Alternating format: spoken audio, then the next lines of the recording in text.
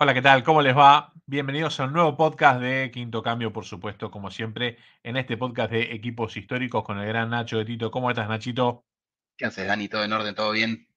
Todo bien, todo tranquilo, repasando historias de grandes equipos del fútbol. Nos tocó arrancar con la Holanda del 74-78. Pasamos por el Milan de Arrigo Sacchi con gran repercusión porque nada, es algo, uno de esos equipos que todo el mundo tiene en la memoria, pero es lindo ir a lo puntilloso de estas historias. Y ahora nos viene esta propuesta, así que me la vas a presentar, me la vas a contar, me la vas a vender. Una propuesta un poco diferente, es una propuesta en la que no se encuentra mucho, tal vez en los canales habituales. Es difícil tal vez googlear sobre esto, salvo en su idioma original, que en su idioma original sí se encuentra mucha información, o tal vez en inglés un poquito más de la que se encuentra cuando uno lo hace en español, porque vamos a volver atrás en el tiempo. Si nos paramos en lo que era el Milan de Arrigo Sacchi, vamos a ir atrás en el tiempo y nos vamos a ubicar apenas después de lo que fue el podcast de Holanda, subcampeón de todo, entre el 74 y el 78, para irnos a un país vecino de Holanda, que es Alemania. Y en Alemania, entre los últimos años de los 70 y los primeros de los 80, empezó a crecer un equipo que, bueno, todavía es de los más grandes de la liga alemana, que es el Hamburgo. El equipo Hamburgo, un equipo bien al norte de Alemania, conocido como el Hamburger Sportverein, o sea, Fútbol Club Hamburgo, básicamente, así de simple. HSB son las iniciales, HSV es como le dicen los hinchas, así que vamos a entrar con el Hamburgo. Van a escuchar decir tal vez HSV o el Hamburgo, el HSB, todos son sinónimos de este equipo. Cuando haya algo que pronunciar en alemán, yo lo voy a decir como me sale y me corregís, no hay ningún problema, Perfecto. porque quédate tranquilo que no le voy a poder pegar nunca. No hay ningún problema. Por suerte, la mayoría de los nombres que vamos a ver son dentro de todo fáciles, son bastante como que se leen como se escriben, así que no es tan difícil. Vas a tener un problema con un goleador, con un tipo que hizo Bueno, muchos goles. Ahí sí que te veo con problemas para pronunciarlo, sí, pero sí, sí, sí, me, sí. Ya sé cuál es y ya le tengo miedo, te lo digo. Ya te me, aviso. podés, me podés ir diciendo el gran centrodelantero o el 9 del Hamburgo. Si vos me lo dices Bueno, así, zafamos todos y vamos, todos sabemos de quién hablamos. vamos a contar siempre que cuando uno hace relato y comentario, en mi caso me tocó siempre ser comentarista, odio relatar y no lo sé hacer, que para mí es una cosa maravillosa, es un gran talento de los relatores, a los cuales le mandamos un beso porque son los que hacen que nuestro trabajo se pueda hacer. Claro, cuando toca un equipo difícil, ¿eh? Llamémosle Indonesia, Arabia Saudita, vos lo nombrás una vez en todo el partido. El relator lo tiene que nombrar 50. Vos después decís el gran centrodelantero, el volante central. Vemos cómo se arroja. Olvídate que le vamos a decir el nombre. Pero así que esta táctica va a ser utilizada en el podcast del día de hoy. Me parece muy bien. Y para hablar de eso, yo me acuerdo que el que se hizo furor en el Mundial, creo que fue 2018 2014, fue el lateral derecho de Croacia, Barsálico. Que todos decían, no le pueden decir Barsálico, no le pueden decir Barsálico. Bueno, yo tengo un compañero de trabajo que es croata y un día le dije, ¿cómo se lee esto? Y me dijo, Rsálico. O sea, estaba bastante bien, la verdad. O sea, estaba bastante bien pronunciado. Por la gente que le decía Barsálico, todos pensamos que era un chiste, no, estaba muy bien pronunciado, al parecer, Mira, así me dijo un compañero en laburo croata. Así que bueno, confiamos convengamos en él, que obviamente. Argentina es una cuna, ¿no?, de mixturas de alta combustión, dijo alguna vez Berciu Vergarabat. Tenemos mezcla de todo tipo. Acá todos los apellidos se pronuncian mal. Lo digo por ser ítalo descendiente, ítalo argentino. Los apellidos italianos, por ejemplo, se pronuncian todos mal, salvo algunos que se pronuncian bien y decís, ¿por qué este se pronuncia bien? ¿Por qué Francescoli es Francescoli o Ginóbili es Ginóbili y Bianchi no es Bianchi o Bocchini Bocchini? Claro, son cosas inexplicables, ¿viste? Y bueno, no importa. La magia de que alguna vez alguien lo dijo así y quedó para siempre. Es como se levantaron ese día, es así de simple. Claro, claro. Hoy me tengo ganas de decir Bianchi, decimos Bianchi, si no Bianchi. Bueno, Así que otra buena pregunta. ¿Cómo se pronuncia el apellido de el gringo Heinze? sería Heinze. Bueno, él, un día le preguntaron y dijo que es Heinze. Yo Claro, dije, no bueno, nombra la H. Está bien. no sabe ni cómo se pronuncia su apellido, porque claramente así no es. Hasta yo me di cuenta de eso. Bueno, pasa esto acá. Así que es al portador. Sí, sí, sí, cada uno lo pronuncia como quiere. Ahora me quedé con la duda de cómo sería. Sí, sería Heinze. Heinze. Sí, Heinze. Sí, Claro. si es alemán, debería ser Heinze, a mi Sí, sí, gusto. sí. Me Creo que es parece que alemán. sí. Me Creo que es parece que alemán. sí. No, También tanto no sé del a- gringo. también hay que ver cómo te anotaban, ¿no? Porque esa es la otra parte. Cuando llegabas acá, bueno, de Hotel de los Inmigrantes y a interpretación del que te anotaba, ¿no? Eso ya al Tengo, libre albedrío. tengo unos paisanos que están acá cerca, que la mitad de la familia es Di Palma y la otra mitad es de Palma, pero son todos la misma familia. Pero bueno, el que los escribió los anotó como más o menos Bueno, venía la cosa. mi apellido original no es de Tito, sino que es de Tita, y que cuando llegó Mirá, mi bisabuelo a Argentina, él dijo de Tita, y le dijeron, no, usted es hombre de Tito. Y así fue. Esa es la historia del mirá, cambio de nombre de mi familia. No, y después cuando hice los papeles para la ciudadanía italiana, el que firmó los documentos, porque somos de un pueblo diminuto en el medio de la nada, era Luciano de Tita, o sea, un familiar mío lejano seguro, que claro. no sufrió el cambio de apellido de un bruto en aduana que le dijo, usted Sí, es de sí, hombre, sí, usted es sí, de Tito. Así que claro. bueno, así estamos, Mirá. así Bueno, estamos. el caso más recordado, por lo menos por mí, Roberto Bondancieri, cuando Boca lo compra, era Bondancieri con C. Y después fue con Z. Cuando tramita la ciudadanía italiana, cambió la C por Z. Y después fue a Bondancieri con Z hasta el día de hoy. Así que, Eso igual bueno, es un tramiterío pesadísimo. Yo no sé por qué el pato lo hizo. Yo lo intenté, lo analicé para ver si lo podía hacer y dije, no, no, pero ni loco, de mira, Tito hasta la muerte. bueno, es una Lo nota pienso cambiar. pendiente. Es una nota pendiente. Algún día al pato se lo vamos a preguntar, a ver cuánto le costó. Bien, me interesa saber, porque a mí me están pidiendo cada cosa Dale. que dije, no lo voy a hacer nunca más, me quedo así. Ya está. Lo dejamos así como está. De Tito me Bueno, gusta. increíblemente, no sé cómo llegamos hasta acá, pero vamos al Hamburgo. Vamos al Hamburgo, al Hamburger Sportverein, un equipo obviamente del norte de Alemania, de la ciudad de Hamburgo, que es clásico rival de un equipo muy famoso y no por sus éxitos deportivos, sino por su militancia política, que es el St. Pauli, equipo que justamente hoy está en la primera división alemana, en contraste con el equipo protagonista que vamos a ver hoy, que es el Hamburgo, que eso, bueno, obviamente tal vez era historia para, no para otro podcast, sino para otro tipo de podcast, porque bueno, es la caída en desgracia de un gigante. ¿Y por qué vamos a decir un gigante de Alemania? Porque, bueno, el Hamburgo es un equipo que tiene 6 Bundesligas, o sea, es un equipo que ha salido campeón 6 veces, lo cual tal vez en la Liga Argentina parecería poco, porque lo pondría fuera de los 6 o 7 más ganadores de la liga, pero en Alemania eso te mete tranquilamente entre los más ganadores, te mete o sea, tranquilamente entre los primeros 6 más ganadores, porque, bueno, tengamos en cuenta que depende cómo lo cuentes también, porque hay algunos que cuentan los títulos desde la creación de la Bundesliga, hay otros que lo cuentan desde la creación de la Federación Alemana, hay otros que bueno, cada uno lo cuenta diferente. Lo que más está establecido es que se empiece a contar desde la creación de la Bundesliga y que de ahí se cuenten los títulos. ¿Qué sé yo? Después la Bundesliga también lo que tiene es que en ese momento Alemania estaba dividida, entonces había 2 campeones por año, uno de la Bundesliga y el otro de la Liga de Alemania del Este, con lo cual muchos años hubo 2 campeones, que después, Claro, bueno, obviamente la tabla de títulos se unificó, por eso, por ejemplo, el segundo más ganador todavía en la historia del fútbol alemán es el Dinamo Berlín, con 10 claro. títulos. Sí, sí, Y sí. el Dinamo Berlín no gana un título desde el 90, que fue la última liga que ganaron. Cuando Eh, jugaba en la otra liga. cuando jugaban la otra liga y después cuando se unieron, cuando se unificaron, no quedó ni siquiera en primera división. Hoy en día, si no me equivoco, está penando en la cuarta o quinta división del fútbol alemán, con lo cual, obviamente, bueno, el equipo que hasta que pueda lograr ganar el 11º título le queda al menos una década, seamos Bueno, buenos. pensemos, Siendo buenos, pensemos esto. Justamente es una polémica del día de hoy. Hoy FIFA desconoció los campeonatos del mundo entre el año 2000 y 2004, porque como en el año 2000 se jugó el primer Mundial de Clubes, claro, considera que eh, las copas intercontinentales jugadas del 2000 al 2004 inclusive, no son campeones del mundo porque el campeonato del mundo no se disputó hasta su vuelta en el 2004. O sea, FIFA se contradice a sí misma porque sí, sí, hasta hace un año le había dado el aval de campeones y sí le dio el aval de campeones del mundo a todos los campeones intercontinentales desde la creación de esa copa hasta el 2000. Quiero decir, este criterio, por tirarlo por tierra, este criterio actual de la FIFA, como lo decía Nacho, tiene que ver mucho con, bueno, el criterio de la persona que hace el momento obvio. o de las personas que eligen en ese momento. La realidad es que campeones son los que fueron campeones cuando en ese momento se consideraron serlo. Si vos fuiste campeón intercontinental cuando levantaste la copa y en ese momento era lo único más parecido al campeonato del mundo, nadie te puede decir después de 20 años, mira que no fuiste.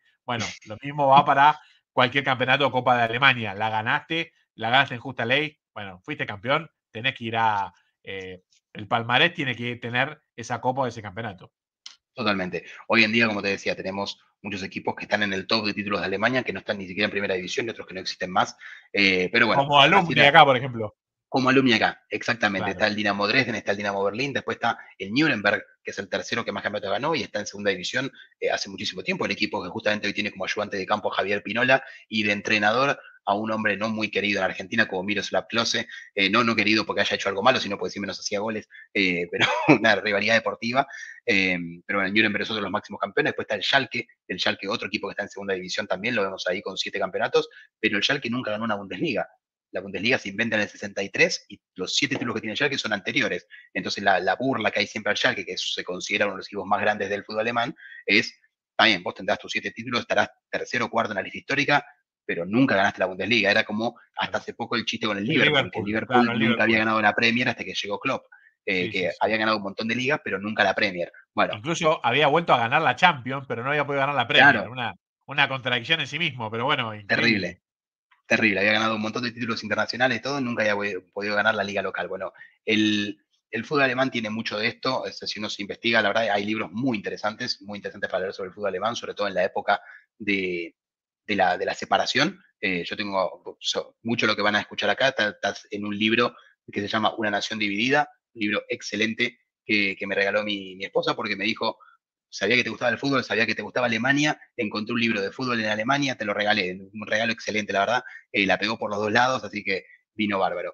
Pero bueno, hoy nos vamos a enfocar básicamente en lo que fue el Hamburgo del 81, sobre todo el 84, pero la idea es recorrer todo el camino del técnico Happel para ir del 81 al 87.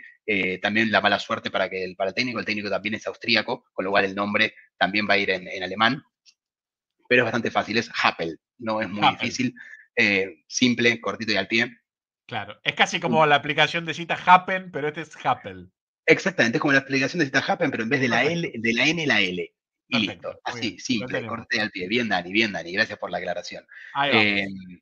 pero bueno, ¿cómo vamos a llegar al Hamburgo? Bueno, el Hamburgo siempre fue uno de los equipos más grandes y más populares de Alemania. Está en una ciudad muy grande, tiene un estadio enorme para muchísima gente. Es uno de los equipos que siempre fue animadores de la primera división y llegó un punto en el que peleaba casi todas las Bundesligas que se estaban disputando hacia fines de los 70 y tenían un gran entrenador que tuvo un problema personal por el cual fue despedido y el Hamburgo en el 81 decide traer a Happel. El Hamburgo había sido campeón ya en el 79, había sido subcampeón en el 80 y estaba constantemente peleando torneos importantes. Había ganado una Recopa de Europa hacía muy poco, con lo cual había ganado la Copa de Alemania, porque la Recopa la disputaban todos los campeones de Copa. Sí, sí. Entonces llegaba Happel al Hamburgo y Happel, ¿quién es Happel? Esto es un poquito de historia del Hamburgo, ahora vamos con la historia de Happel.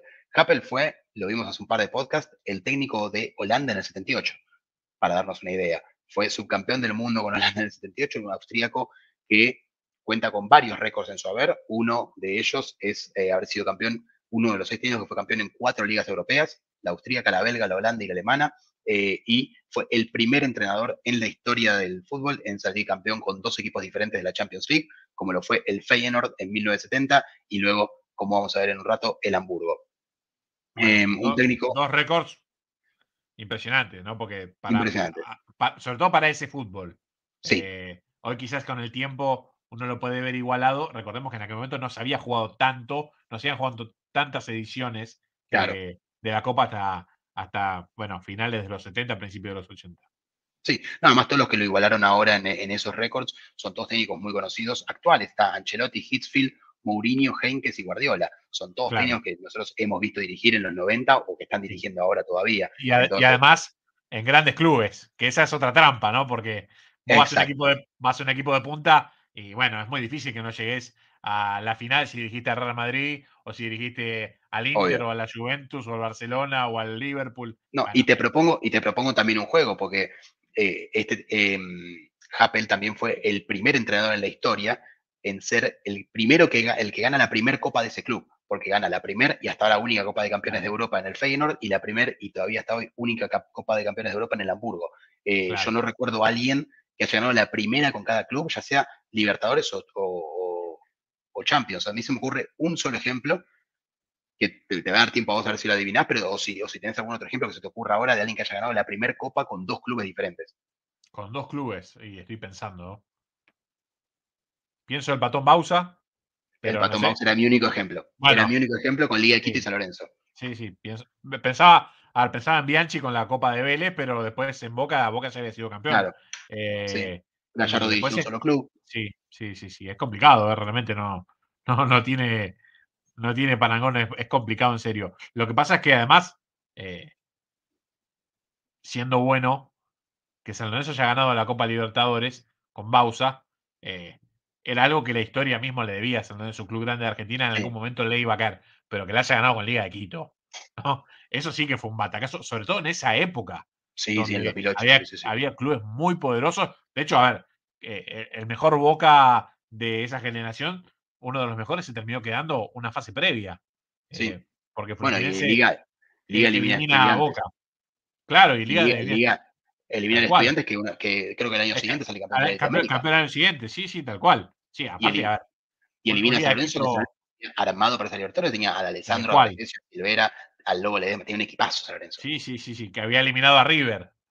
Que había Bueno, eliminado por a eso te River. digo, una copa con unos nombres pesadísimos y Liga la ganó en muy justa ley. No fue una casualidad, fue un equipo No, no. que perduró muchos años como, bueno, un equipo de vanguardia en el fútbol sudamericano de aquel momento, pero el que dio el shock fue el Patón Bausa, que casi gana la primera con Central también, ¿no? Estuvo Sí. cerquita unos años antes. Bueno, y el Patón es el hasta ahora único entrenador que llega a semifinal con 4 equipos diferentes. Rosario Claro, Central, San Pablo, San Lorenzo y Liga. mirá, terrible récord, Sí, terrible. Sí, terrible. sí, sí. Pero bueno, Así, volviendo a lo que es nuestro protagonista de esta historia, que es Happel. Happel, obviamente, que planteó cuando llegó al Hamburgo en el 81 el fútbol total. Como cualquier tipo que haya pasado por la selección holandesa o que haya sido admirador de la selección holandesa por esa época, Happel llegó, instaló el fútbol total. No sé si querés agregar algo más, creo que ya hablamos un montón del fútbol total en otro podcast, de presión alta, jugar al offside, línea defensiva muy adelantada y un juego de toque donde cualquier jugador podía terminar en cualquier posición. Por eso yo creo que lo más importante es ir a los nombres que armaban este equipo. dale, Nos van a costar un poco cada tanto, pero bueno, acá hay muchos jugadores emblemáticos, no solo de la historia del Hamburgo, sino también de la selección alemana. Y hay uno de estos jugadores al que se le atribuye un tipo de jugada, que ahora vamos a ver cuál es. Pero bueno, por dale. ejemplo, en el arco estaba Uli Stein. Uli Stein fue un arquero famosísimo en el Hamburgo, jugó muchísimos años ahí, que fue traído para esta época, fue traído en el 81, o sea, no participó en los títulos anteriores, sino que llegó justo para esta etapa de Happel al mando del equipo. Y tal vez, claro, tal vez nadie en Argentina lo conoce, pero fue subcampeón del mundo en el 86. El problema fue que fue el arquero suplente de esa selección, por lo cual no participó del Mundial, no jugó ni un minuto, pero tiene su medalla de subcampeón en el 86.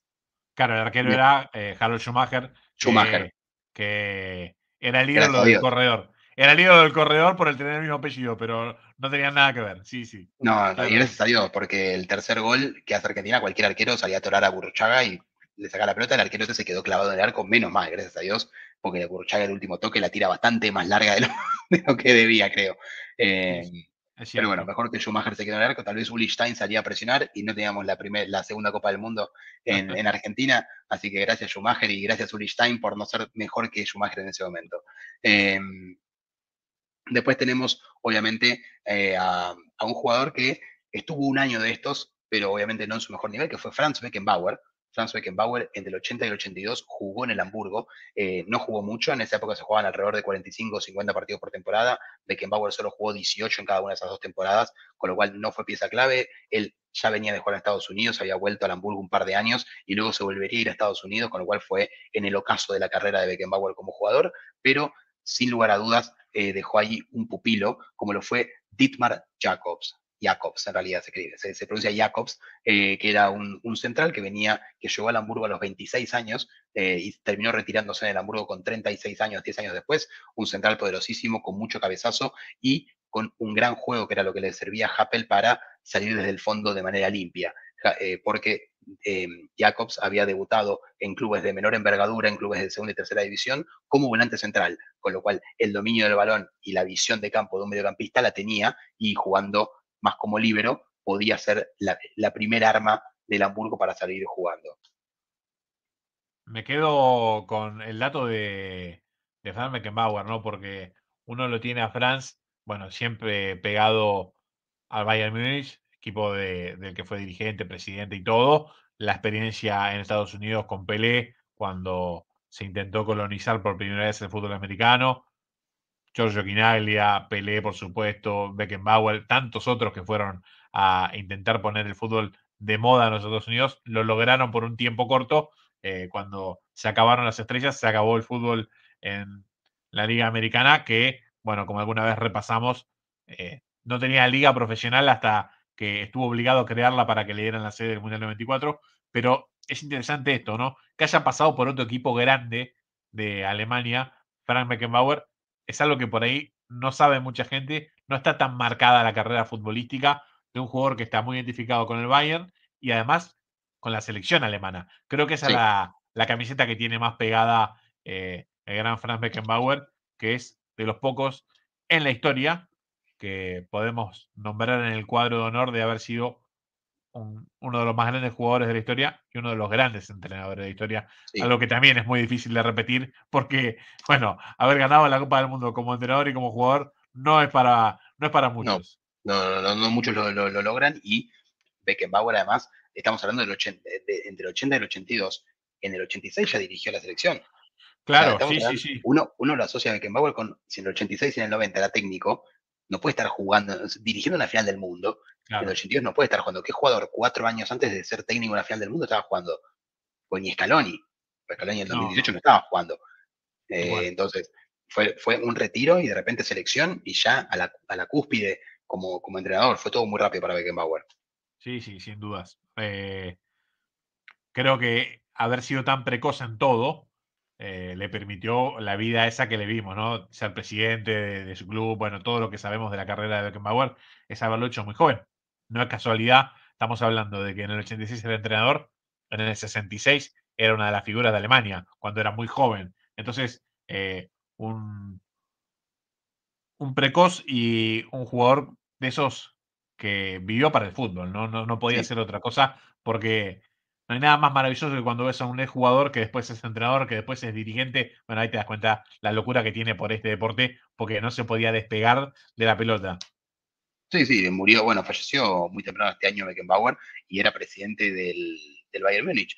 Obviamente ya no estaba tan metido en las decisiones del día a día, pero los grandes Bayern Múnich que fueron campeones de todo y que lograron separar al Bayern del resto de los equipos de Alemania y consagrarse como el más grande del país, fueron amados por él. Si uno se fija, ahora lo vamos a ver con el Hamburgo obviamente tiene hasta el día de hoy 6 ligas locales y cuando ganó la sexta, el Bayern Múnich tenía 7. Entonces el Bayern Múnich hoy en día también, hoy tiene 33, más o menos creo que 32, 33. Pero en ese momento, hasta el año 1984, 1987, tenía 7 ligas el Bayern. Después se despegó porque, bueno, Franz Beckenbauer ya como presidente y todos conocemos el Bayern de los 90, de los 2000, del 2010 y de lo que está haciendo esta década todavía, en lo que el 90% de lo que juega en Alemania lo gana. Justo el año pasado no ganó ninguno y es la primera vez en muchísimos años que no gana ni un título en una temporada y desató una crisis. Pero bueno, Beckenbauer ha sido clave a todos los niveles de lo que ha disputado como jugador en el Bayern, como jugador en la selección, como técnico en la selección y como presidente en el Bayern. Que en todos lados ha marcado la diferencia. Ha sido un hombre, como decís vos, Dani, que vivió y respiró fútbol y que obviamente donde puso el ojo, puso la bala y le fue muy bien en todos lados. Sí, tal Bueno, cual. justo tengo, mira, la remera de Italia 90, el mundial que justamente gana Franz Beckenbauer. No es intencional, no es ¿Cómo se intencional, no, llama, cómo se llama la mascota de Italia 90? no tengo idea, me mataste. Ah, te Ahí me agarré, ¿eh? mataste. Se No, ahí me llamaba mataste, no tengo Chao. idea. Chao. Chao. Chao. Horrible. Una de las peores mascotas de la historia. Muy icónica. Recordemos que lo que A mí me quiere encanta. significar. A mí también, pero digo, es horrenda. Quiere significar un arco con los colores de Italia. Por eso tiene poste travesaño con la cabeza, que es una pelota de fútbol. A ver, maravillosa en cuanto a lo bizarra que es, porque es bien noventosa. Sí, Recordemos que a los italianos se les olvidó que si hacían un monstruito de este tipo, no lo iban a poder graficar, no iba a haber nadie con un disfraz de Chavo en el estadio, razón por la cual estaba pintada la mascota, pero no podía. A ver, cuando uno veía a Footix o claro. al perro en los Estados Unidos, claro, tenías un tipo pobre que tenía 50 grados, pero estaba disfrazado del perro adentro. Bueno, acá no había nadie disfrazado de Chavo porque no entraba nadie en el, en el lugar del poste. Unos visionarios, los Thanos son divinos. Sí, Bueno, siguiendo con los nombres que tenemos en este equipo, tenemos a uno que seguramente muchos lo conozcan como entrenador, que es Félix Magath. Félix Magath, como entrenador, ha dirigido más de 15 clubes en su carrera, siendo su última experiencia el Hertha Berlín hace un par de años, cuando lo llamaron de urgencia para salvar el equipo del descenso, lo salvó el descenso y se fue, firmó por 10 partidos y terminó, pero bueno, ha ganado ligas como entrenador, pero en el Hamburgo jugó 15 años, del 76 al 91, jugó más de 400 partidos en el equipo y era el termómetro del equipo, el centrocampista que todo entrenador quiere tener, un tiempista, un tipo que llegaba a todos lados, un tipo que tenía muy buen primer pase, un jugador que jugó en la selección, obviamente también, que jugó los mundiales del 82 y el 86 también, del 82 ingresando más como suplente, el 86 como titular indiscutido, en el 82 no juega mucho, pero también sale subcampeón. O sea, 2 mundiales jugados, 2 subcampeonatos y una carrera del 76 al 91 y luego una reputación como entrenador, de entrenador muy duro. Lo llamaban Saddam Hussein por los métodos que decían que era de tortura en los entrenamientos y de entrenamiento físico, razón por la cual también en su último paso por Alemania, en el Hertha Berlín, cuando llegó, los hinchas estaban contentos porque decían que el mayor problema del equipo era que no corrían y que el esfuerzo físico que vieron en esas últimas 10 fechas dicen que no lo vio nadie en todo el año en Berlín. Y se sabía que Félix no se andaba con pelos en la lengua y se tenía que sacar a la figura del equipo porque no estaba corriendo, lo sacaba y los mandaba a entrenar físico en plena temporada. Pero bueno, Félix Magath era el pulmón de este equipo, era uno de los pulmones de este equipo. Y bueno, vamos a ver en algunos de los videos, seguramente lo vamos a ver involucrado ahí en alguna jugada. También fue el autor del gol de la final de la Copa de Europa de 1983 contra la Juventus, que va a estar en el video, así que vamos a ver el Sí, gol sí, sí. de Félix. Y ustedes acá van a jugar si lo que se decía en ese momento, que el gol se lo come el arquero de la Juventus, es así o no. Bueno. Porque para mí no, No, pero para mí tampoco, pero bueno, vamos a verlo. Dale, dale. pero Sí, sí, a full. se ha hablado mucho de que ese gol fue culpa del arquero y que le arruinó la carrera al arquero de la Juventus en ese momento. Y después tenemos 2 jugadores más para destacar de este equipo que pensaba nombrarlos de manera diferente porque uno es defensor y el otro es delantero, y en muchos lados leí que no podía nombrar a uno sin nombrar al otro, porque básicamente eran como, a ver, ¿cómo decirlo de una manera? Como un Guillermo Palermo, como un Canigia Batistuta. Me dijeron, si nombras a uno, tenés que nombrar al otro. Esteves Romeo para los hinchas de Lorenzo, tal vez. Asad Flores para los de Vélez. Eh, Montenegro Silvera para los de Independiente. Bueno, que son el lateral derecho Manfred Kaltz y el delantero, si lo querés mencionar vos, Dani, te lo dejo a vos. No, no, por favor. No, Para vamos. nada. No, no, para nada. Para nada voy a arriesgarme a hacer semejante cosa. Bien, vamos a ir con Horst Hrubesch, que era el número 9 de ese equipo. ¿Y por qué al mencionar a uno no puedes mencionar al otro? Bueno, porque este Kaltz fue el que, supuestamente, según dicen, fue el que inventó el centro con rosca. Lo que se llamaba en Alemania el Bananenflanken, o sea, el centro de banana. Eh, Mira. y el que dicen que lo aprovechaba era Hrubesch, que en la primera Bundesliga que gana con Happel marca 27 goles en 34 partidos, siendo obviamente el goleador indiscutido de la Bundesliga, y dicen que la mayoría de esos goles fueron asistencia de Kals con sus centros a lo banana que despistan a los rivales porque no estaban acostumbrados al, como le decía en alemán, Bananenflanken de Kals, para la Bien. cabeza de Hrubesch.